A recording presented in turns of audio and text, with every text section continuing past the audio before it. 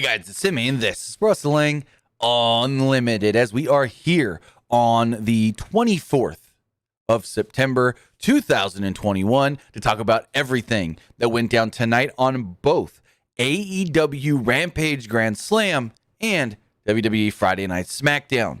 Now, we will be talking about Grand Slam first because, not that I like I actually did like Smackdown more than most of Grand Slam, but that is because we're going to talk about Smackdown. And then once we're done talking about Smackdown, we're going to transition into our predictions for Extreme Rules on Sunday. So that's why we're going to talk about Smackdown second. So it's just a whole block of WWE content towards the end.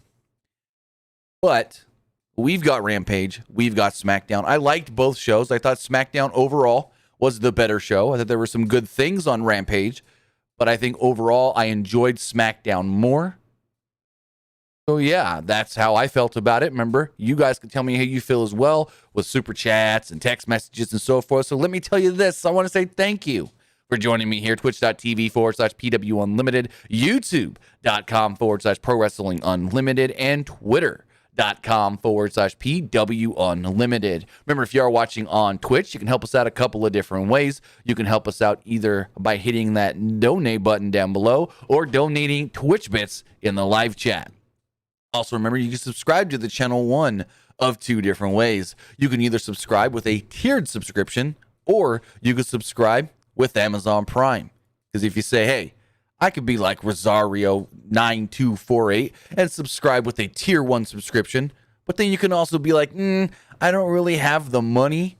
I already pay for Amazon, so I can be like Sabretooth Keel, who subscribed with Prime Gaming. You could do it that way, because if you have Amazon, then you have Prime Gaming. All you got to do is link your Amazon account to your Twitch Prime or your Twitch account, and then you get Prime Gaming. It used to be called Twitch Prime, now it's called Prime Gaming. And with that, you sometimes get free games. You sometimes, most of the time, get DLC content and whatnot for different kinds of games like League of Legends and Rocket League and so forth. But the one thing you always get with Twitch Prime and Prime Gaming is one free subscription to any Twitch channel you want to subscribe to, and I greatly appreciate it if you subscribe right here, Pro Wrestling Unlimited. But remember it is September, or should I say, it's September, but should I say Subtember? As Subtember, you guys get to subscribe to the channel here on Twitch for 20% off, yet us as content creators, us as streamers, still get the full benefits if you were paying the full price for your subscription. So that's something cool that Twitch and Amazon do every September. They basically say, hey, subscribe for cheaper, but we're not gonna dick around the content creators. They're still gonna get the same amount of money. So that's really cool. So remember, you only got about 6 more days. 6 more days in September to get that 20% subscription, or 20% on gifted subs as well. Remember, you can always gift subs, and that greatly helps out the channel as well. But on the flip side, if you're watching over on YouTube, you can help us out a couple of different ways, either in the live chat with a super chat or a super sticker donation, or you can subscribe to the channel, joining the Unlimited Army as a channel member. As a channel member, you get early access to news, early access to podcast episodes, early access to non-news videos, and so much more. Also, the most direct way to support us is patreon.com/PW Unlimited. But let's talk about AEW Rampage. AEW Rampage was from Arthur Ashe Stadium still, just like it was this past Wednesday night for Dynamite, and it was a 2-hour show, which was kind of weird because on the cable guide, they broke it up into 2 separate hours, and also for some odd reason, when they went into the second hour, they literally go, we'll have to be right back as we come to our second hour of AEW Rampage Grand Slam. My TV, the TNT app literally flashed black for like a second, if that, and then just came back. They're like, faded out, faded back. Like that quick. It was just like, faded out, faded back. Welcome to the second hour of Rampage Grand Slam, right here from Arthur Ashe Stadium. And I go, why the hell did you have to do that? You never have to do that for Dynamite when you go into the second hour. That's very weird. Very, very weird. But Excalibur, Ricky Starks, and Taz were on commentary. No Jericho because he was competing. And Mark Henry, he gotten a boot out of that role. And hopefully they quit this damn, we're going to interview the main event before the main event because it really, really comes off like Mark Henry's stuff is recorded separately and he's reading cue cards or something. Because he just sits there and he goes, I'm here with the main event tonight. On one side, it's Moxley and Eddie Kingston against Suzuki-gun. Guys, what are your thoughts on your upcoming match? And then they're like, oh, we're done talking. Let's get this match going. He goes, all right, it's time for the main event. Let's go. And I'm like, geez, what are you just reading this off a goddamn cue card, Mark Henry? God dang. Anyways, I don't know how I feel about Ricky Starks on commentary either. He's good, I'll say that. But I don't know. I got to get used to him, I guess. I just got to get used to him. I like just Excalibur and Taz when I see them on Dark and stuff. So why not just give us Excalibur and Taz and be done with it? And give us Jericho every so often. Maybe throw Punk on commentary for Rampage every so often. Here's what they should do. Excalibur and Taz every week with a rotating third chair. Rotating third chair of a wrestler that is not competing. So if they got a wrestler not competing, like CM Punk or Chris Jericho or Ricky Starks or Cody or somebody like that, Adam Cole, Matt Jackson, Kenny Omega, give that third spot to a rotating chair. Be a different wrestler every week, and it'd be cool to get different wrestlers' perspectives on different things.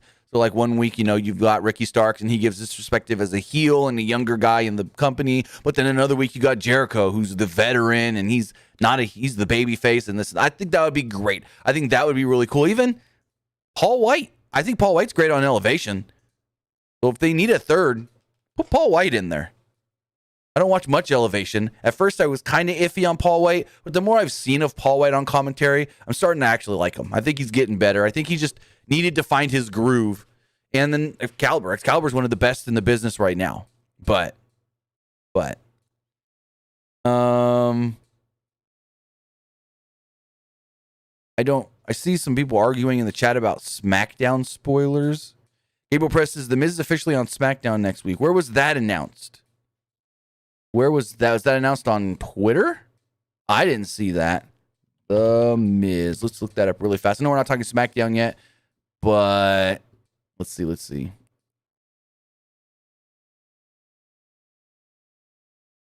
Oh, where's the ticker? Good. Thank you for that. I was recording something different earlier that didn't need the ticker, and yeah. Okay, so Gabriel, you're just assuming Miz would be on SmackDown next week because it's a draft. We don't assume here. If you're going to say something in the chat, you better be able to back it up with facts. You got a source? No. So don't say shit if you ain't got a source. It's not obvious.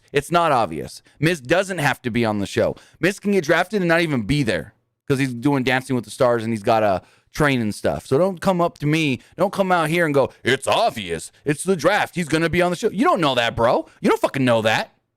Don't come on in my chat and start just laying down claims without any facts or sources because there isn't any.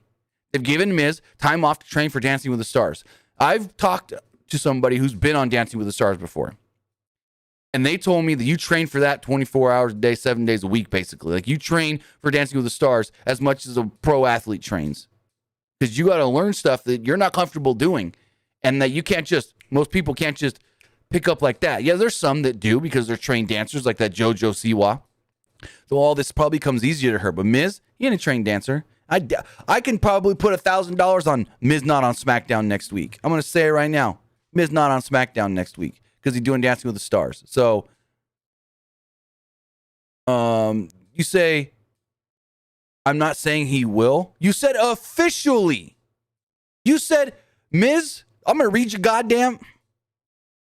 You said, and I quote, The Miz is officially on SmackDown next week. Officially means it was announced. Where the fuck was that announced, guy? Just keep this shit up and I'm going to ban you from the chat. Like, goddamn.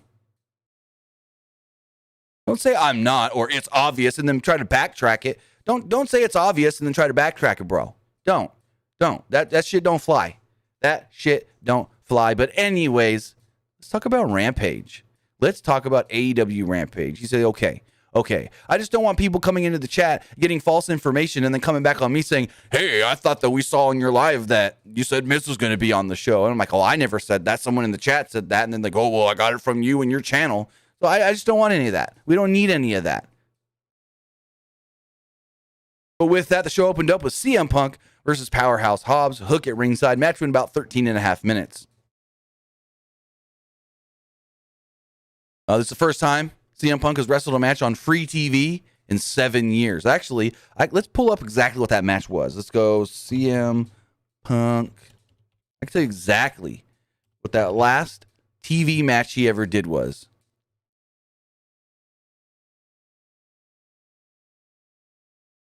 Let's go here. If I load that up, read the chat to me. Hey, says SmackDown was shit. I didn't want you, but I saw it. I don't understand the comment, but I didn't think SmackDown was shit at all. I actually enjoyed SmackDown, so I don't know what you're coming at with that. So the last time CM Punk wrestled on free TV, like cable or network television or whatever, was Friday Night SmackDown, January 21st, 2014. It was a handicap match. It was him versus all three members of the Shield. SmackDown handicap match against the Shield. That a live on TV match? I want to say that would have been something like, oh, no. That may have been it's a dark match. That's a dark match. His last televised match. Here we go. His last televised match. January 20th, 2014, CM Punk defeats Billy Gunn on Monday Night Raw in Dayton, Ohio. That's what it was. That was the last time Punk wrestled on free TV. It was against Billy frickin' Gunn in a 9-minute match. Yikes. Jimmy Hayes says, I didn't watch it. Then don't come in here saying, bro, this is the same bullshit from the other day. Don't come in here crapping on shit if you didn't even watch it. Like, if you're going to be like that, I'm going to bang your ass again, too. Fuck. Don't come in here and say SmackDown was shit. And then go, but I didn't watch it. Then how the fuck do you know? How the fuck do you know it was bad? Or how can you have an opinion on if it's bad if you didn't even watch the goddamn show, bro? Like, god dang. These jabronis in this chat, like, damn. Anyways, Punk wrestled Hobbs in a pretty good match, actually. I thought both men looked really good. Punk started off with fast kicks to Hobbs' legs and forearms, trying to chop the big man down, you might say. But Hobbs came back with punches of his own and a rake to the face. Punk responded with a drop toe hold and more kicks to the leg. Punk hit a Russian leg sweep and then gave Hook the finger. Said, fuck you, Hook. Man, when we get Hook's first match and it's against CM Punk, goddamn. Punk went for the GTS early, but Hook distracted Punk. Hobbs escaped and crushed Punk with the crossbody for a near fall. Hobbs slowed down the pace with a chin lock and a forearm. Hobbs literally whipped Punk from pillar to post. Punk slid out of a suplex attempt and got a near fall with an O'Connor roll. Hobbs responded with a punch-style body block and another near fall. At one point, we went to after a commercial break, Hobbs punished Punk with a bear hug. Punk broke the hold with the right-hand punch and caught Hobbs with the leg lariat and a swinging neckbreaker to regain the momentum. Punk hit the charging knee in the corner and a short arm clothesline. Punk then dropped the top rope elbow for a near fall. The crowd chanted, "You still got it," to CM Punk. You still got it. You still got it. Punk went for another GTS attempt here, but Hobbs countered and hit a maneuver on Punk like a somewhat spine-buster-ish move. Hobbs picked up Punk for a town business, and Punk slid through and locked in a sleeper. Hobbs started to fade here. Then he turned into Punk and dropped him with a back suplex. Hobbs then hit a stampede power slam, but I think they called what did they call it? A Oakland power slam. It only got him a 2 though. Hobbs went to the middle rope, and he made like a "I'm gonna put you to sleep" gesture, and Punk jumped up and beat him down, like knocked him off the top rope. And Taz is like, "What are you doing, Will? Hobbs, you're taking too much time."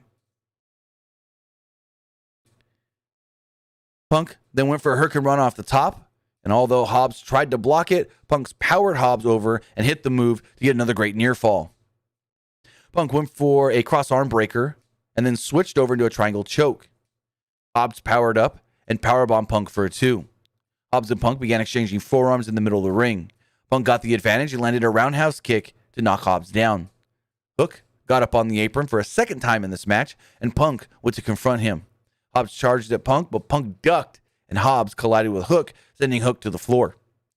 Punk then hit the GTS on Hobbs and got the pin to pick up the win. I thought this was actually a really good match. I thought Hobbs looked really good. Punk looked really good. I enjoyed the heck out of this match. So next up, we got a quick recap of, I guess, a triple threat feud going on. It was Thunder Rosa, Nyla Rose, and Jade Cargill. Thunder Rosa says that she does whatever she wants. No one can come at her. Jade Cargill says that Nyla Rose, I guess, this made no sense, but she's like, Nyla, you attacked me from behind and eliminated me in the Battle Royal. And I go, well, that's what you do in a Battle Royal. You attack people from behind when they're not paying attention because it's easier to eliminate. And Nyla just goes, Thunder Rosa, Jade Cargill, you know where to find me, and I'm always ready to fight.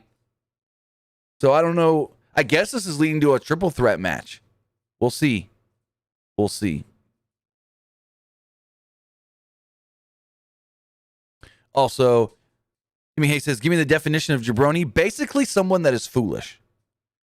Usually, the meaning for it's an Italian slang word. Basically, it usually means like foolish or dumb, or what's the other definition for it that some people say? Trust me, jabroni was used a lot in my childhood because I grew up around a lot of Italians from Italy, and they called everybody jabroni. And that's not something I just got from watching The Rock. No, I got saying jabroni from my grandfather and his brother and his brother-in-law, my grandma's brother. Yeah, I got jabroni from them because they used to call people jabroni all the time growing up. It's an Italian thing. Basically, it means a person that's being foolish. And sometimes you call dumb people a jabroni as well. Iron Sheik said it best. Oh, you fucking jabroni. Anyways, going forward, we had what AEW calls a trios match. It was the Super Click, Adam Cole and the Young Bucks against Christian Cage and Jurassic Express. Another really, really good match. And Don Callis joined commentary here. The Bucks and Cole are now officially known as the Super Click, and they got merch to prove it. I am very thankful that Adam Cole is not just another guy in the Elite either. The Elite do their entrance, and Adam Cole so far every time has come out, I guess you could say, by himself. Not by himself, but got his own music and entrance, which is really good and could be telling. It could be telling on what I've been saying for a while. I've been saying for a while that I think Adam Cole's eventually going to turn on the Elite and challenge Kenny Omega for that belt. And in doing so, maybe this is like the tease of he's part of the Elite, but he's been getting his own entrance. Maybe that means something. Maybe that means he's part of this group. That means something. Hold on. It does not mean stupid. Oh, really? Let's pull up Google. Let's go here. Can we read this really fast? Transition. What does jabroni mean in Italian? Slang. A stupid, foolish, or contemptible person. Loser. She always has a comeback to town. No, hold on. She always has to come back to own the trolls and jabronis on Twitter. Right there. It says stupid. That's what jabroni means. Just saying. Like I said, my mom's family used that word all the time when I was growing up. Calling people jabronis all the time. Oh, you're a fucking jabroni. Oh, you're a stupid jabroni. Anyways, back to this trios match. Cole T starting off with Christian Cage, then immediately tagged in Matt Jackson. Christian dominated Matt early and got a near fall with a back elbow off the middle rope. Jungle Boy got the tag, and he and Christian double-teamed both Matt and Nick Jackson. Matt hit Jungle Boy with a double chop to the throat. The Bucks then tried to double-team Jungle Boy, but Jungle Boy was able to get the advantage and send both Bucks out to the floor. Jungle Boy began to stare down Cole, and he chased Cole to the floor and around the ring. Jungle Boy then turned the corner and ran right into a double super kick from both Young Bucks. Back in the ring, Cole held Jungle Boy in a chin lock while the Bucks ran the ropes. They both stopped to give Cole a kiss on the cheek. Scott Leash had a great picture of this. Then they super kicked Jungle Boy as the show went to break. Also, I'm going to pull that picture up from Scott Leash because this was a great picture. Did I retweet it? No, but I can find it. Scott Lesh. I always call him Leash for some reason, but Scott Lesh. Right. Where's it at? I know he tweeted it. Where is it? Here it is. There's a great photo here. Right there. Adam Cole's got him in like the camel clutch or whatever. And then they kiss Adam Cole. And then eventually they super kick Jungle Boy. It's a super heat spot because it's the heel thing. Everyone's like, oh, it's so dumb that they're kissing Adam Cole. It's stupid. Well, it's supposed to be stupid. The Elite is all about being so stupid that they're hated. That's the whole thing of the Elite. We're so dumb that everyone's going to hate what we do. The super kick Jungle Boy as they go to commercial break. After the break, Jungle Boy escaped the Bucks and got the tag to Luchasaurus, who threw everyone in the super click around the ring. Luchasaurus went for a double choke slam on the both Bucks, but Adam Cole broke it up.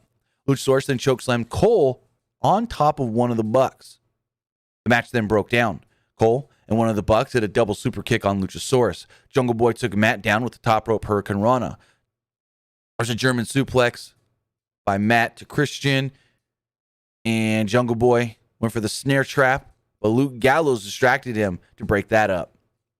There were tags just back and forth between a bunch of guys till eventually it was Luchasaurus and Adam Cole in the ring. Cole and Luchasaurus knocked each other out with pump kicks at one point. The Bucks, Christian, and Jungle Boy all fought on the ramp. Matt Jackson low-blowed Christian and threw him off the ramp to the floor. Then the Bucks jumped Christian on the floor as well. Back in the ring, Cole hit a Shining Wizard on Luchasaurus for a near fall. Cole then hit the Panama Sunrise on Luchasaurus. The Bucks jumped in with the BTE trigger, and Cole went for what used to be called the last shot, but what is now called the boom. The boom. The knee to the back of the head. So that is the new move for the last shot. In AEW, they're now calling it the boom. He hits the boom, pins Luchasaurus 1, 2, 3, super click, pick up the victory. So after the match, Adam Cole and Jungle Boy stare each other down. And it was announced later in the show, Jungle Boy versus Adam Cole next week on AEW Dynamite. We'll talk more about next week Dynamite in a little while. Next up, we had the Men of the Year versus Chris Jericho and Jake Hager. This was a pretty good match. They aired about 10 and a half minutes of this match.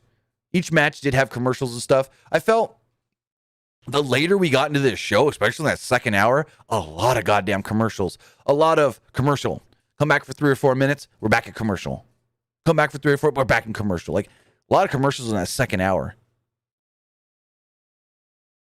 So, Jericho and Hager come out, and 20,000 strong, trying to sing Judas. And even Taz shut up to let us hear it. Ricky Starks pointed out that the song the fans are singing is about Jericho turning on the fans, which in theory, yeah, kind of.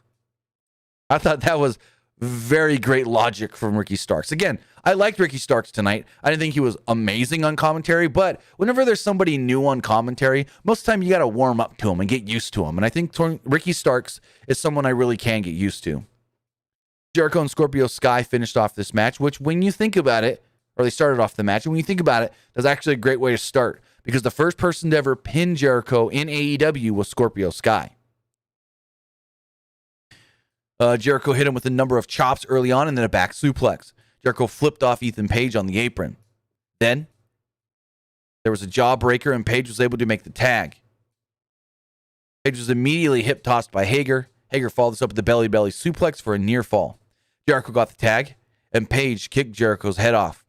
The show goes into picture-in-picture break while the men of the year are dominating Chris Jericho.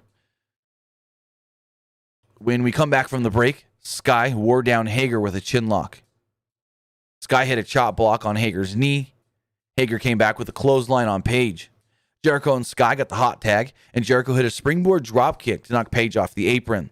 He then dropped Sky with a fist off the top rope. Jericho hit the lion salt for a near fall, and Hager tagged in and hit a huge just barrage of moves that ended with a Hager bomb for a near fall. Hager got the ankle lock on Sky, and Jericho locked in the walls of Jericho. And then they go, well, it's time to end the first hour. We'll be right back with the second hour of AEW Rampage Grand Slam. So fades to black, fades back, and it's like never missed a beat. It is just very weird that they did that, and they don't do that for Dynamite, so why did they have to do that tonight? I don't get it. Hour 2 starts off, Dan Lambert's up on the apron, trying to distract the baby faces and break up the submissions. Hager ran the ropes, and Lambert tripped him up. This allowed Sky to roll up Hager with a small package, and yes, pick up the victory. The men of the year defeat the Inner Circle. So after the match, Hager took out the men of the year. Jericho and Hager got their hands on Lambert. Then, from the crowd, here comes the American Top Team. Junior Dos Santos, Paige Van Zant, and Austin Vanderford. We also see Andre Arlovsky, Dalton Rosta, and Jorge Masvidal. They all surround the ring before jumping in and attacking Jericho and Hager. Paige Van Zant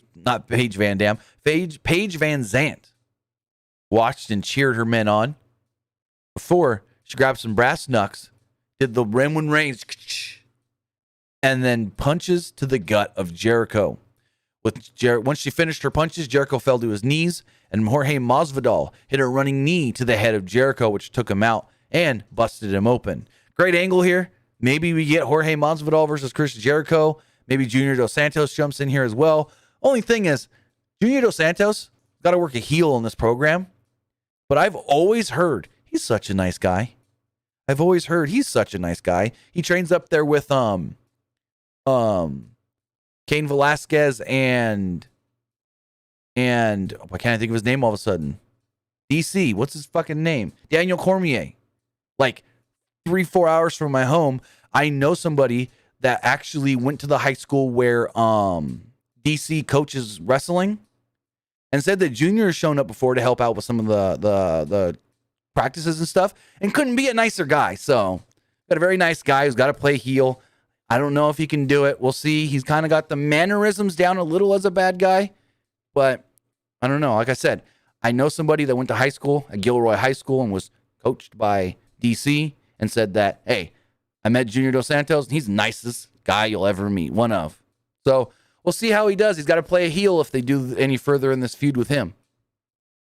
But I thought the post-match stuff was a great angle. That was really good, and we'll see what it builds to. I'm a little confusing because we don't know where it's going. Like, is Jorge Masvidal really going to do a match? Is the UFC going to allow that? I assume maybe. I assume they've got the permission to do what they've done, but to do an actual match, that's the big question. It's like, will the UFC allow it? Because you can get hurt, and if you get hurt, you can't fight. Next up, we have the Lucha Bros and Santana and Ortiz against Private Party and the Butcher and the Blade. And to be honest, I didn't think the match was bad, but I just thought there was way too much going on to really pay attention and to, what's the word I'm looking for? Follow everything. TJ says, call Connor. Well, Connor's not an American Top Team, so that wouldn't work. Connor's not trained by American Top Team, so that wouldn't work out. That's like the other day when someone goes, well, Jake Hager, he's an MMA guy. He'll turn on Jericho and join Dan Lambert, but he's not American Top Team, so no. The match starts off with a crazy brawl, this 8-man tag. Again, there was so much going on that I don't even think I got everything written down, and only like 5 minutes aired. Penta and Ortiz teamed up together. They did a splash on the Blade. Lots of double teams, crazy flipping DDTs with a Private Party on Ortiz. Already threatened to cut Santana's hair, and then out came Orange Cassidy. Jack Evans cut him off. And I'm like, you know he's not going to cut anybody's hair. Fucking Matt Hardy's sitting there, and he grabs the hair of, I think it was Santana. Yeah, Santana. And he's like, I'm gonna cut it. I'm gonna cut it. I'm gonna ding, ding, ding, ding, ding. And then fucking Orange Cassidy. I'm like, could you have stalled any longer? Like, shit, man. We go to break after the Orange Cassidy stuff. Come back. Santana and Ortiz are double teaming the Blade. Private Party tagged in, and Cassidy hit a crazy neckbreaker stunner on Santana. One point, Quinn went for a shooting star press on Santana, but Santana avoided it, and the Lucha Bros hit the Fear Factor on Quinn. Santana and Ortiz followed this up with a street sweeper, and Santana got the pin on Quinn in all this what the hell insanity. Again, a lot of shit happened here. And yeah, it's leading, all of this leading to a hair versus hair match next week. Excuse me. After the match, they stated, Matt Hardy has asked for interview time with our colleague Tony Schiavone in the back. Let's send it to the back. He said, Orange Cassidy, you're getting in my business one too many times. I challenge you to a hair versus hair match against Jack Evans. And Jack Evans is like, wait, huh? Me? I got a what? He's like, you better win, Jack. Jack looked less than enthused. Put his hair on the line. You know, Orange Cassidy ain't getting his head shaved, so I assume we're going to cut Jack Evans' hair. So next up, we got Sammy Guevara and Fuego del Sol. They're doing Sammy's gimmick with the cue cards, and then Miro attacks. Guevara gets destroyed, and then Fuego gets murdered. Fuego gets just thrown off the stage, through a couple of tables on the floor below. Miro then locked on the game over on Guevara. He then took the cue card that said, next TNT champ, and he ripped it up. There's a video where Andrade El Idolo basically challenged Pac to a rematch, this time without Chavo. So Pac won't have an excuse for losing. And I go, what? You already won, bro. You want to win nobly? Are you supposed to be a heel or a babyface? That's a babyface thing to do, where you go, oh, I won last time, but apparently someone cheated for me, so I want to win the right way. Let's do this on the up and up. Like, okay. Next up, we have Penelope Ford versus Anna Jay. More Hardy family office here. Anna Jay attacked Ford on the entrance ramp before the bell even rang.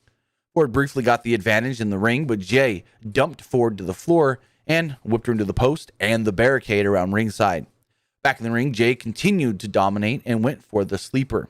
The bunny came down the ramp and distracted Jay, causing her to break the hold. We go to commercial break, and when we come back, Ford and Jay are exchanging slaps. Jay goes for a sleeper, but Ford breaks it by backing Jay into the corner. The bunny jumps up on the apron to distract the referee, and at the same time, throws the brass knucks to Penelope Ford, or as Booker T would say, Penelope Ford. Yep, Booker T at one point. Booker T one time called her Penelope. Penelope Ford. Then hit Johanna Jay with the brass knucks and picked up the victory. Again, AEW referees are dumb. They're very easily distracted and most of the time incompetent. After the match, Ford and Bunny tried to beat down Jay, and Ty Conti would run out. She made the save, but got beat down as well. Finally, out would come Orange Cassidy with members of the Dark Order. He actually came out with Chris Statlander as well. Dark Order ran down to the ring. They ran off the Hardy family office, and it was 12-on-5 advantage baby faces. And Taz goes, oh, well, the Dark Order's got the advantage here. There's a lot of them. How's that fair? I'm like, yeah, Taz, how's that fair? Then they're like, oh, maybe Anna Jay's actually finally brought in the Dark Order together. They've had a lot of controversy. And then Stu Grayson and Evil Uno want nothing to do with this afterwards. And they go, well, maybe not. Never mind. Stu Grayson and Evil Uno still not wanting to stick together with the Dark Order. I'm telling you, someone's going to have to come in and slap these guys around a little bit and say, hey, you motherfuckers, this isn't what Brody would want. So going forward, we got announcements for next Wednesday's AEW Dynamite. A number of things have been announced. First off, hair versus hair. Orange Cassidy versus Jack Evans. The Bunny and Penelope Ford will team up to take on the team of Anna Jay and Ty Conti. I didn't write this down, but it was Cody Rhodes and Lee Johnson will be taking on the team of Dante Martin and Matt Sydal. And also, we do know that Jungle Boy will be going one-on-one with Adam Cole. So all of these matches have been announced for next week's AEW Dynamite. And that's what? 1, 2. Wait. Let's rewind that. Let's do that again, because actually, one of those matches is a Rampage match. So, actually, let's rewind. For next week's Rampage, Orange Cassidy versus Jack Evans in a hair versus hair match. That match is on Rampage. Now, announced for next week's AEW Dynamite, the TNT title will be on the line when Miro defends against Sammy Guevara. Cody will be teaming with Lee Johnson to take on Dante Martin and Matt Sydal. Penelope Ford and the Bunny will team up to take on the team of Anna Jay and Ty Conti, and for the first time ever, and what is to possibly be a banger, Jungle Boy versus Adam Cole. So that is 1, 2, 3, 4 matches so far announced for next week's Dynamite. Usually there's about 5 to 6 matches, so more things are in store. Yeah, I already corrected myself, Gabriel. Already corrected myself. I don't know why you're correcting me after I corrected myself, bro. And then we get the face-to-face. Mark Henry's the interviewer. I talked about this already. Mark Henry came off very wooden in his delivery, like he's reading cue cards. And basically, this broke down really quickly. Archer thought that there was an unfair advantage in Cincinnati because that was Moxley's hometown, and now there's another unfair advantage because they're in Kingston's hometown. But to be completely honest, in pro wrestling, when does the hometown advantage ever really fucking matter? It doesn't. It doesn't. Because Moxley and Kingston are going to get cheered as the baby faces over the heels anyways in any town. The hometown advantage in wrestling really does not matter, and I think that's one of the dumbest things they say. Oh, well, we're in your hometown, so you have the advantage. Why? Why? I get it with like other sports, like say football. Hometown advantage for the local team because they've got the advantage of practicing on that turf, practicing on that field. But in wrestling, it's the same ring every week, same arena setup. Don't matter where the fuck they are. It all looks the same, even in Arthur Ashe Stadium. To be completely honest, the show did not look special. The only difference here was there was no screens above the entrance. Other than that, it looked and felt like any other arena. Literally looked like they were in the H-E-B Center near Austin. Didn't look special. Didn't look special at all. So I've always thought that was a dumb thing that people say. Oh, the hometown advantage. This person's going to have the hometown advantage. No. No. Never a thing. It's never a thing. The lights go out, and that signifies the official card is over, and it is time for the lights out match. His lights out match, Jon Moxley, Eddie Kingston, taking on Suzuki-gun, Lance Archer, and Minoru Suzuki. Match, they aired 11 and a half minutes of this match. They started Suzuki's song in the middle, so they made sure they got to the Kaze Niniere. They didn't want to have to cut it, because they were apparently, from what I was told by someone that was there live, they were rushing for time. Match went 11 and a half. They had 16 minutes of TV time remaining,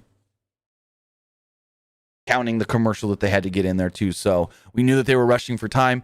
They started Suzuki's music in a middle of the song. So they're like, we got to get this in this time because people are going to be furious if we don't get it in a second time. And then we turned it into a storyline, so we can't keep it going. Anyways, Archer brought out some plunder, and they started the match on the floor. But since it's an unsanctioned brawl, the bell just rings as soon as they start fighting. Moxley paired off with Suzuki and Kingston with Archer. Suzuki and Moxley dueled with chairs on the entrance ramp. Suzuki and Kingston then paired off in the ring, and there was a massive chant for Eddie Kingston. Kingston hit a chop, and Suzuki laughed it off before responding with chops of his own. Kingston took Suzuki down and brought a table into the ring. Suzuki booted Kingston through the table, taking him out for a little bit. Moxley and Archer were in the ring, and Archer took Moxley down with a boot. Archer dropped to the floor and found 4 AEW young boys to beat up, because that was Archer's thing in Japan. He'd always find the young boy and beat him up, because he learned that from Suzuki. That's Suzuki's thing. Archer was in Suzuki-gun, so Archer adopted that as well.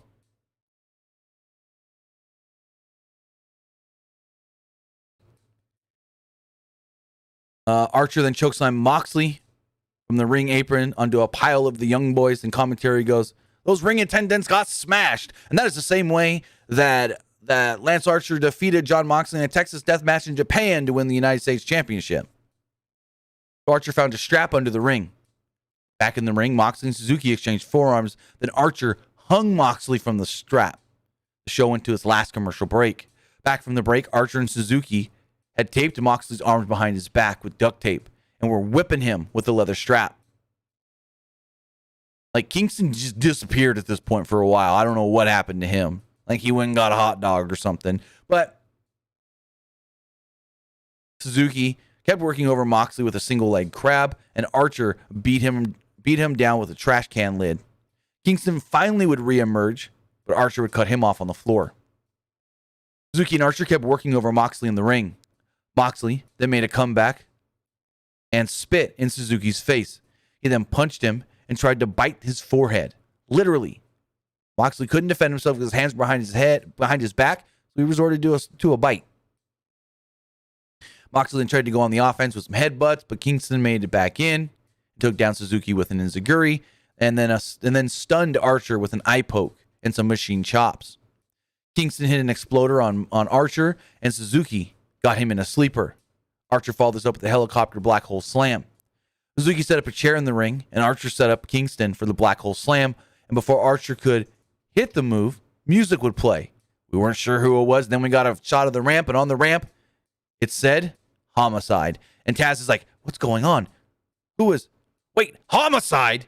That says Homicide on the ramp. Are we actually going to see Homicide here?" And out would come Homicide. They call him the baddest wrestler to ever come out of New York City and one of Eddie Kingston's closest friends. He comes in, and he attacks the heels. He cut Moxley free, and this allowed Moxley and Kingston to make a comeback. Moxley hit a DDT on Archer. Kingston put a trash can on Archer's head and then beat him down with a kendo stick for about 30 to 40 seconds straight before Kingston got the pinfall victory. So, Homicide in AEW. I don't know exactly what this means, but the funny thing is, and let me check something really fast. I think this match may have already aired, but live schedule, GCW. Maybe the match hasn't aired yet, but it's funny. The match has aired. The show's already over. So tonight, yeah, the match is already aired. So tonight, we saw Homicide appear on AEW Rampage and help out Eddie Kingston and Jon Moxley against Minoru Suzuki and Lance Archer. But the funny thing is, at the same time, or right around the same time, GCW was on, airing Minoru Suzuki versus Homicide. So, yeah, I'm not going to give a spoiler on who won, because that's not what we do here. I'm not giving out just a spoiler or whatever in case you want to go back and watch it, because I know there was so much on tonight that maybe you just couldn't watch that at the same time. If you do want to go watch that, it is on Fight TV. You can order the replay now. But with that, the show ended with Kingston, Moxley, and Homicide celebrating in the ring. I thought the show was really good. Again, I didn't think it felt special, though. Nothing felt extra special. I thought, they're in a special building. Give us a special entrance area. Don't make it look basically the same as every week. Give a couple guys special entrances. Not even Moxley or Santana and Ortiz really got special entrances in their hometown. Everything just felt regular weekly Dynamite Rampage. So that was, in my opinion, I thought that was a missed opportunity, that they could have done something cool with some special entrances in this building and made stuff look different. And again, other than Danielson and Omega from Wednesday, everything else that came from that building just felt like normal weekly show. But with that, guys, that was AEW Rampage Grand Slam. Now I want to know what you guys thought of the show. Let's check the polls. As far as the polls go, the Twitch poll, 75% of you liked tonight's show, at 25% not liking Rampage. As far as the YouTube poll does go, 62% of you liked the show, 18% didn't. No, 18% thought it was all right, and 19% did not like tonight's Rampage. But with that, I do want to say that we have teamed up with a great group tell you guys to earn money for Connor's Cure and the V Foundation, we have teamed up with Wicked Cuts Beef Jerky. Wicked Cuts has a brand new smoked barbecue recipe flavor, and all the money goes to Connor's Cure and the V Foundation to help in the fight against, and I'm going to butcher this word because I always do. I always say the wrong thing. Nope, not patriotic. I always say it wrong. So let's cut it to the video, and I'll tell you all about it over there. It's Patriotic Cancer Awareness Month, and we here at Pro Wrestling Unlimited have teamed up with Wicked Cuts Jerky to fight the big fight against childhood cancer. Wicked Cuts Jerky is also partnering with WWE, Connor's Cure, and the V Foundation on this critical endeavor. Stephanie McMahon and Paul Triple H Levesque founded Connor's Cure to honor the life of a very special little boy, Connor Malick, an 8-year-old wrestling fan who inspired the universe through his battle with medulloblastoma. Through their partnership with WWE and the V Foundation, Connor's Cure is dedicated to raising funds and supporting the ongoing research in new agents for innovative therapies for kinder treatment and ending patriotic cancer. Over 400,000 children worldwide are diagnosed with cancer every single year, and in the United States, it's the leading cause of death by disease post-infancy. Connor's Cure has teamed up with the Wicked Cuts Jerky Group to create a new flavor of smoked barbecue bacon jerky. All proceeds for the sale of this exclusive flavor will be contributed to the V Foundation and Connor's Cure to ensure the continuation of the research needed to help and end childhood cancer. Children are our future. We must fight to ensure that every child has the chance for a bright future full of hope and opportunity. So now you have the opportunity to purchase your own bag of smoked barbecue recipe at www.wickedcuts.com. That's Wicked Cuts with a Z. Remember, every dime of this special flavor does go to end the war of childhood cancer. So with that, guys, head over to wickedcuts.co and get your own bag of their smoked barbecue recipe beef jerky. All the proceeds of this flavor do go to Connor's Cure and the V Foundation in the fight against, and I can say it now because I realized what it was, pediatric cancer. Pediatric cancer. I don't know why I always say patriotic cancer. I don't know. It's pediatric cancer. Again, I got some. It's really, really good, and all the money does go to a great, great, great cause. Also, something that they just told me yesterday, they're doing a giveaway for a signed WWE Championship. So that's cool as well. They've got a signed WWE Championship that they will be giving away as well to, again, raise more money for pediatric cancer, the V Foundation, and Connor's Cure. But now let's talk about SmackDown. Friday Night SmackDown, the go-home show for Sunday's Extreme Rules pay-per-view. Yes, I said Sunday is Extreme Rules. So the show opens up with the man, Becky Lynch.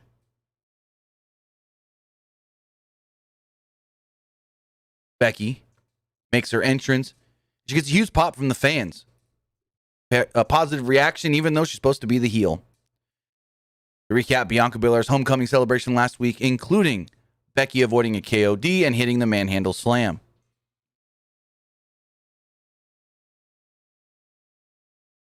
After the recap, the fans gave Lynch a mixed reaction, but mostly cheers.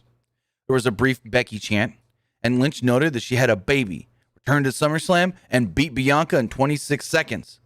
But didn't get a party or anything. She says, "I like cake, but no one celebrated my win." The fans popped for her accomplishments. Pointed out that Belair tried attacking her last week, so she had to embarrass her. Lynch claimed she didn't want to embarrass Belair in front of her friends and family, but she had to do what she had to do. Lynch started to say that Belair had one option, and Belair's music would hit. She would make her way down to the ring, and the fans broke out in a loud EST chant. EST, EST, EST, and then they would transition to a Becky, Becky, Becky. Really weird. Belair admitted that Lynch embarrassed her in her hometown. Belair said she wasn't ready to face Lynch at SummerSlam, but she's ready at Extreme Rules. Becky goes, "Okay, you weren't ready to face me, but you knew you had a match, so you should have been ready for that match regardless. You should have been ready to fight. As the champ, you should be able and ready to fight anybody at any time." Where Becky's not wrong there. She's really, really not wrong there. As the champ, you should be able and ready and willing to fight anybody at any time. Belair noted that she proved how strong she is when she picked up Becky Lynch last week while wearing heels. And I go, okay, is that a big accomplishment, I guess? I don't know. Never wore heels. She said she has all the same accomplishments as Becky Lynch. She won the Royal Rumble. She main evented WrestleMania. Yet, she also won an ESPY and did it in a quarter of the time that it took Belair. Which, that's a fucking dumb thing for WWE to say. Because when Becky came to the main roster, women weren't really getting many opportunities still. When Belair came to the main roster, women were getting all kinds of opportunities. So don't come in here and go, I did it quicker than you. Yeah, because it was a completely different fucking time. Becky was here 6 years ago when the women were getting 2-minute matches. I get it. They're getting 2-minute matches again. But the women weren't getting any opportunities, barely. Any. Now the women get almost as many opportunities as some of the guys. And so to compare when Becky came in to when you came in, you should be thanking Becky for being able to do it that quickly. Because if it wasn't for women like Becky Lynch, Ronda Rousey, Charlotte Flair, them main eventing WrestleMania 35, in what I will always say is a true main event. Yes, Sasha and Bianca, and I'm not trying to diminish their accomplishment. Yes, they main evented night 1 of WrestleMania. But if it was a one-night WrestleMania, you all know what would have been the real main event. It's the night 2 main event, the real main event, the triple threat for the Universal Championship. For those women, though, Charlotte, Becky, Ronda, to go on last on a one-night WrestleMania, to be the last match of a whole WrestleMania event, whether that is 1 night or 2 night. I will always say that a 2-night WrestleMania, night 2, that main event is the true WrestleMania main event. And again, I'm not trying to diminish Sasha and Bianca and their accomplishment in the night 1 main event. But to me, I feel like the triple threat women's main event at WrestleMania 35 was a bigger accomplishment than what we saw with the women main eventing night 1 of WrestleMania. I will always say that because, again, that was the last match of the entire event. If this was supposed to be the true WrestleMania main event, then it would have main evented night 2, and they would have put Roman Reigns and Bianca Belair, or Roman Reigns, Edge, and Bryan Danielson as the night 1 main event. I'm just saying. For her to say, oh, well, I did everything faster than you. You should be thanking Becky that you had the opportunity to do it faster. Because again, if it wasn't for women like her and Charlotte and Becky and Ronda and some others too, like Bayley and Sasha and even Alexa Bliss, no, those women kind of paved that road for you to come in here, you and Rhea Ripley and Nikki Ash, to do things quicker and get opportunities faster. Anyways, Belair promised that she's going to win back the title at Extreme Rules and offered a handshake, but instead, Lynch slapped her across the face. They briefly fought, and then Lynch went for the manhandle slam and was reversed into a KOD. Belair then posed on the stage at the end of the match, or at the end of the segment. In the back was the King Nakamura rocking out with Rick Boogs before Tony Storm would come up and rock out with him as well. Next up, the Intercontinental title was on the line in a 7 minute 45 minutes, I think it was. 7 minutes 45 seconds, I think it was. Intercontinental champion King Nakamura, Shinsuke Nakamura, defended against Apollo Crews. So Nakamura needs to be in that King of the Ring tournament coming up, right? Like, it's supposed to start not next week, but the following week. You would think if he's calling himself king, he needs to be in that tournament. But do they put champions in that tournament is the big question. Because just like with Charlotte Flair calls herself the queen, but as the Raw Women's Champion, is she going to be in the, quote, Queen of the Ring tournament? Good, interesting question there. I thought about that the other day. Anyways. Crews beat down Nakamura with forearms as the match began, and he got the early advantage. He followed this up with a hard clothesline and a press slam to the ringside area. Back from the break, Boogs played Nakamura's music to distract Crews. Nakamura fought back and rocked Cruz with a kick to the face. He followed this up with a sliding German suplex. Nakamura then leaped off the second turnbuckle, but Cruz countered with a drop kick. Nakamura regained control and hit a knee off the second turnbuckle for a near fall. Nakamura went for the Kinshasa, but Cruz hit a drop kick and a Samoan drop for a 2. Nakamura then fought back and went for a Kinshasa, but Cruz rolled out of the ring.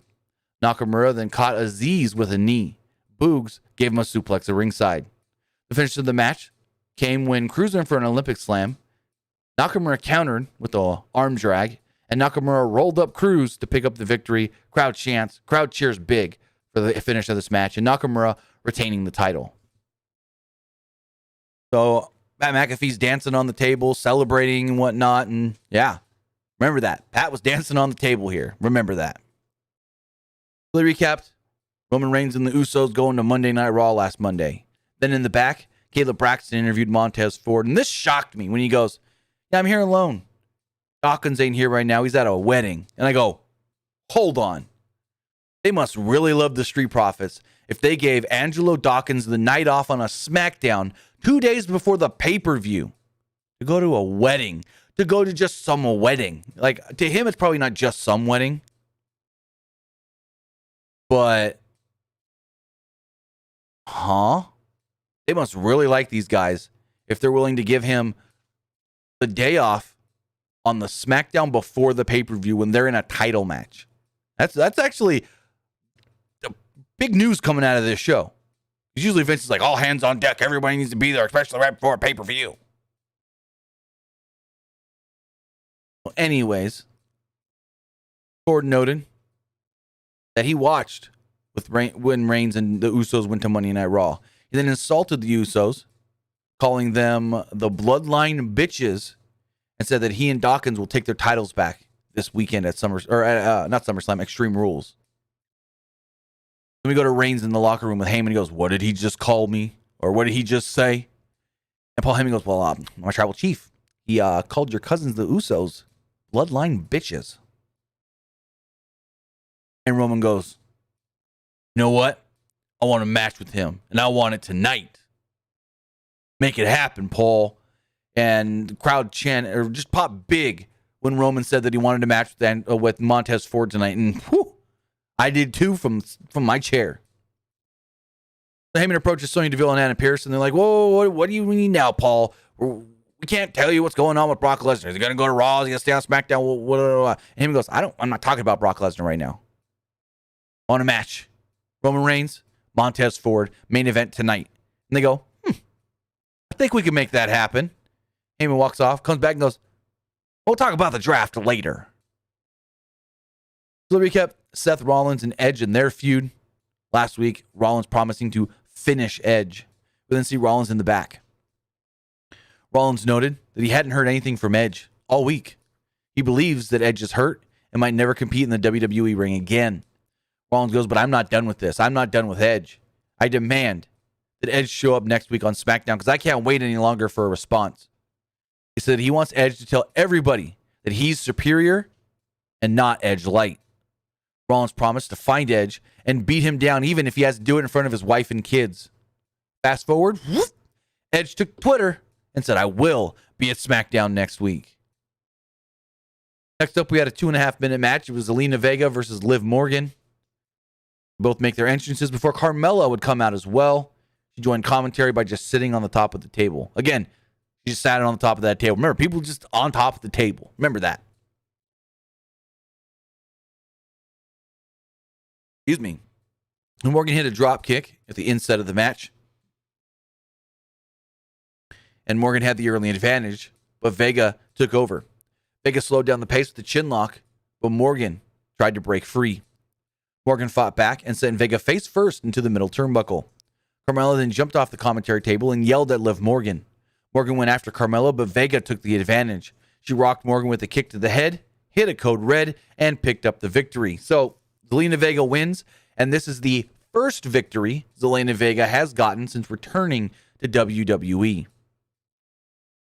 So next up, we get the debut episode of Happy Talk with Happy Corbin. Corbin comes out and notes how he's in such a good mood that he may whistle a tune. He starts whistling. He's like, and Pat goes, well, he ain't that good of a whistler, Cole. Corbin noted that he isn't KO, and this isn't the KO show, and this isn't going to be your typical SmackDown talk show. Says he thinks he's got the perfect first guest and says, it's me, because there's nobody happier than me. To recap, Corbin attacking Owens last week instead of having an actual match. Corbin then laughed at Owens and his attack. Owens' music would hit and he interrupted. He walked down to the ring. Suddenly, a guy in a black hoodie would jump before Owens can get into the ring. Michael Cole yelled, who was that? Who was that? He took the hoodie off. He goes, oh, man, it's Riddick Moss. Corbin and Moss then beat down Owens and slammed him onto the steps. So it looks like Riddick Moss has now been aligned with Happy Corbin. Cool. This gives something for Riddick Moss. And I guess it's less Corbin wrestling we have to see. Which, Corbin's not a bad athlete or anything. Just his matches are usually kind of boring. In the back, Kayla Braxton again interviews Montez Ford. She asks if he regrets making the threats against the Bloodline. He said he doesn't regret anything. His comments from earlier or anything else he's ever done. And he can't wait to get into the ring later tonight with Roman Reigns. Ford said, the only thing I wish is that Dawkins could be here with me. Next up, we had Nikki ASH, one half of the WWE Women's Tag Team Champions, against Natalya in a match that was just shy of 2 minutes. Like, they didn't get any time in this match. Any time. Natalya used a side headlock early, but Nikki broke free. She followed this up with a drop kick for a near fall. Natalya took over with a suplex for a 2. Nikki fought back and went for a tornado DDT, but Tamina jumped up on the apron. Ripley and Tamina started brawling at ringside, which distracted the referee. Natalya blocked a DDT and rolled up Nikki, but the referee was still distracted. Nikki then reversed the roll-up into one of her own and pinned Natalya 1, 2, 3. So after the match, Knox and Shotzi would come out. They came out on their tank. They shot the missile at the champs and basically said, we want your belts. We're ready for the titles. Come on, give us a shot. So maybe they can announce this for, hell, put it on the pre-show for Extreme Rules or put it on the main card. 6 matches so far announced. You can do one more or put it on the pre-show. I wouldn't mind that. Now, I doubt Shotzi and Knox win the titles. But hey, put it on the pre-show. Why not? The Extreme Rules kickoff. So they recap Ray and Dominic and all their recent problems with Sami Zayn and all that. And then they cut to Ray trying to give Dominic more tips as they're watching over his match from last week. And Dominic's like, enough. Pops, you told me to fly on my own. You've told me to go out here and learn and do things for myself, but you never let me fly. You never let me go out here and be by myself. The last 2 weeks, if you weren't out there nitpicking while I'm trying to do my match, I could have beat Sami Zayn both times. If you weren't out there distracting me, I could have beat Sami Zayn. I don't need you to nitpick all my stuff anymore. Like, you told me to go out there and learn on my own, but you're not letting me. And Ray goes, fine. If you need your space, I'll give you your space. If you want to do that to find your own success, I will. He walks off. Dominic turns around. There's Sami Zayn. He goes, whoa, hey, Dominic, calm down. I'm not here to do anything. He's going to talk. He said Dominic needs to listen to Ray less and just trust your instincts. He's like, just listen to your dad less and trust your instincts. That's what's going to help you, trusting your instincts.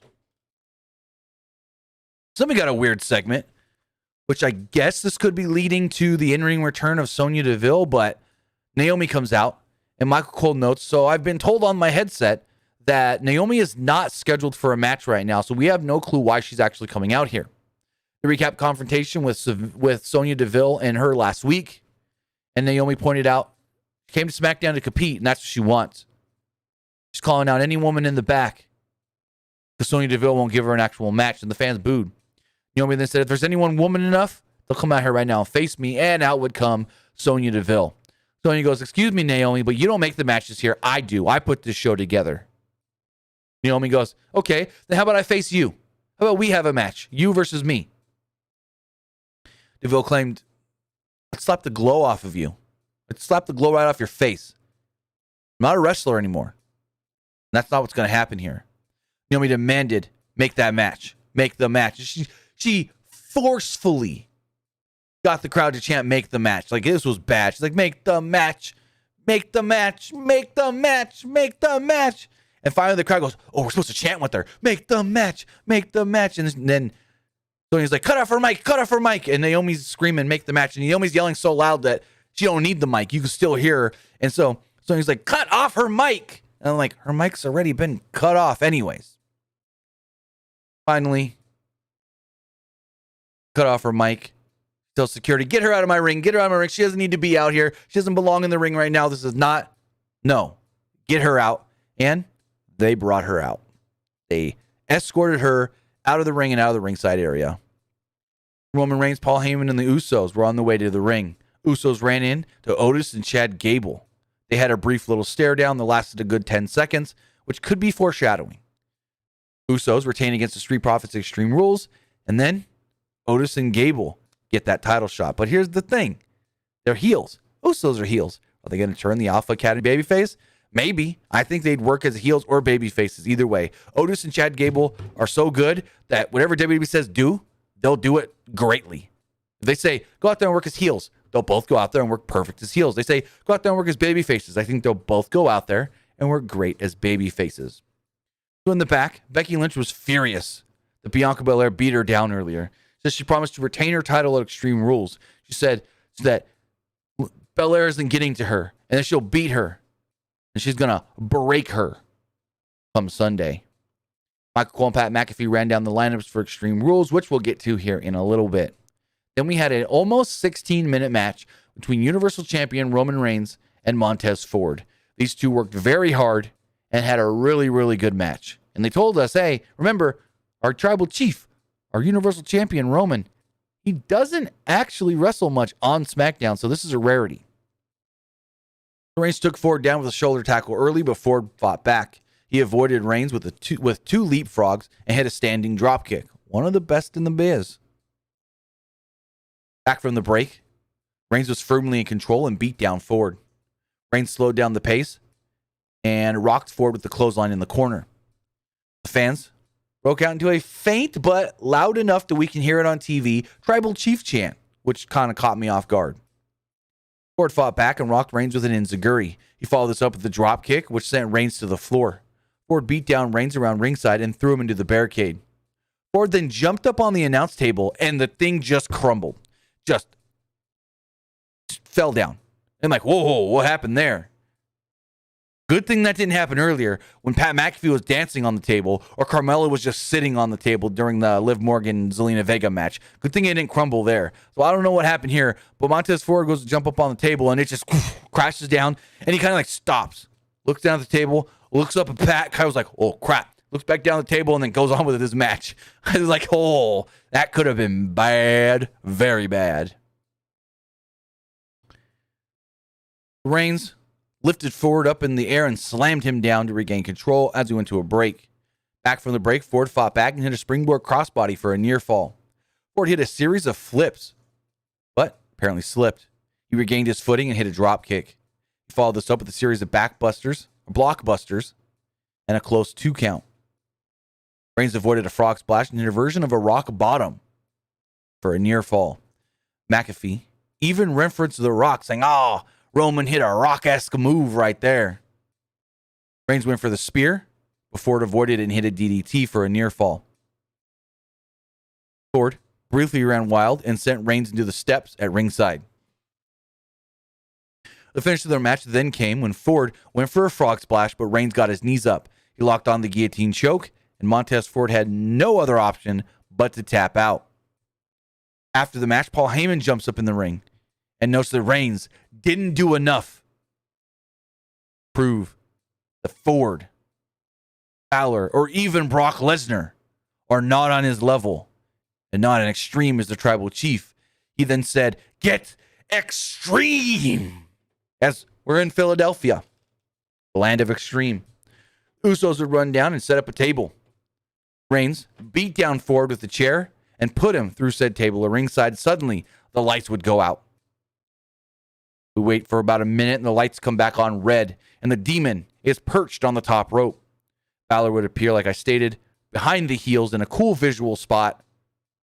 He took out Roman Reigns and the Usos with a crossbody. Balor then fought off the heels The huge dive onto Reigns at the end of SmackDown, and he also chased him off, well, with a kendo stick.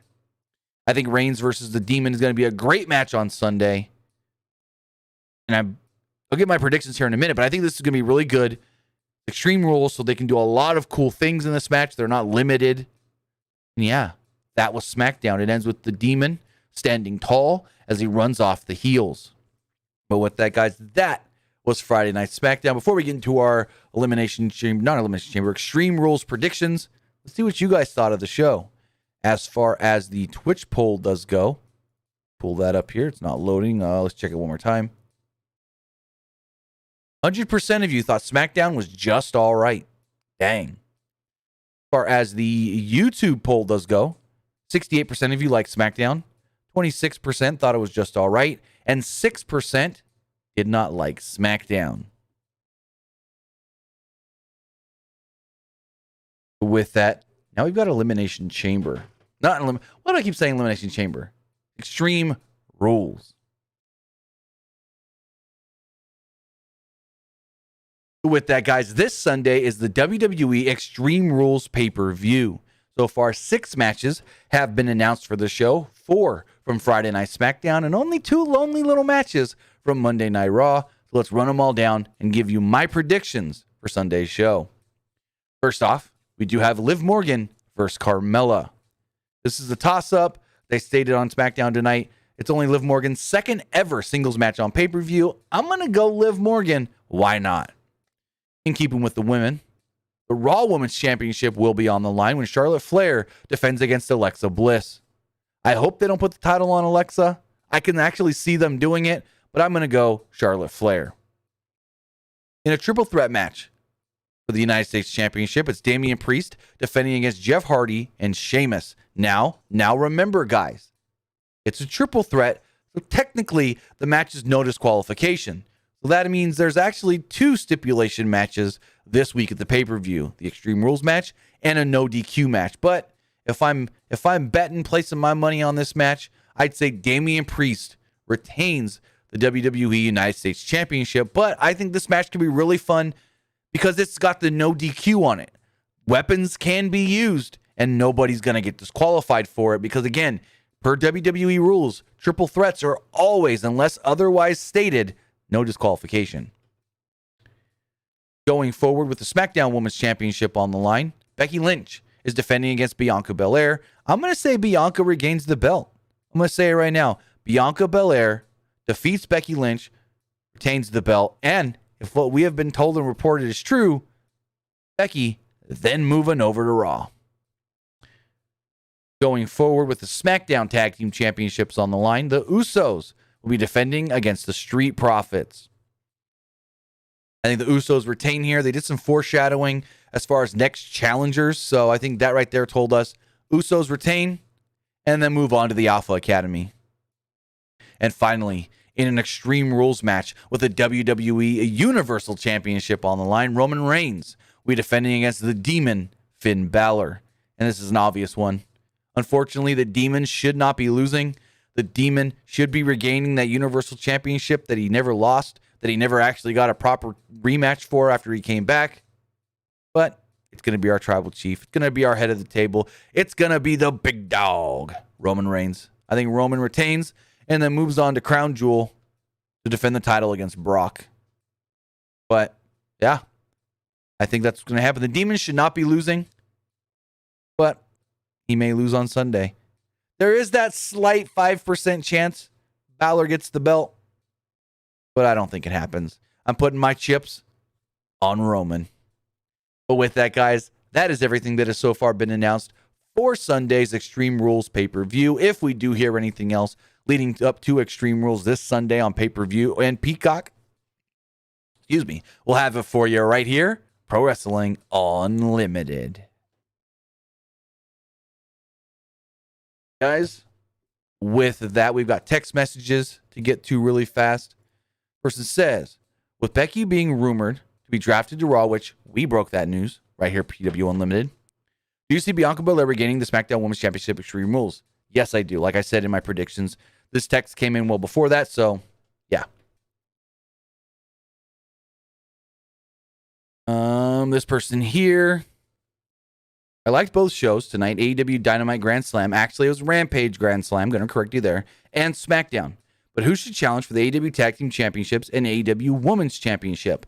Next women's challenger, I believe, is going to be Thunder Rosa. Next tag team challengers, Santana and Ortiz. It says, who do you think should for the IC... Okay, again, can't write a proper sentence. I'm not going to read it because my dyslexic ass is going to get all kinds of confused. It says 2 questions.